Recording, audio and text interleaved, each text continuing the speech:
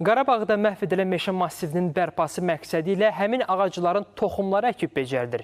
Meşə tiplərinin tətbiqi və davamlı inkişafı adlı beynəlxalq konferansda bu istiqamətdə görülən işlərdən danışılıb. Botanika İnstitutunun baş direktoru Səyyarə İbadullayeva bildirib ki, mina təhlükəsi olduğundan dəyən zərəri tam müəyyənləşdirmək mümkün deyil. Macarıstan, Pakistan, Çin, Türkiyə və digər ölkələrdən mütəxəssislərin iştirak etdiyi konferansda bitki örtüyü və meşələrin müasir vəziyyəti qiymətləndirilib.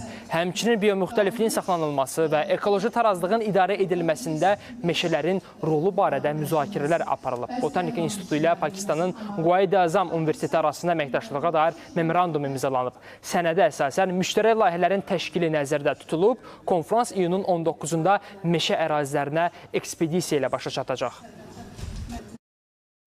Bizim Qarabağda meşə fondlarımıza vurulan zərərin öyrənilməsi, nə qədər ağac kol biçkilərimiz məhv olub, onlara diqqət yetirilməsi və gələcəkdə bunların bərpası üçün hansı metodikalardan, hansı üsullardan istifadə edilməsidir.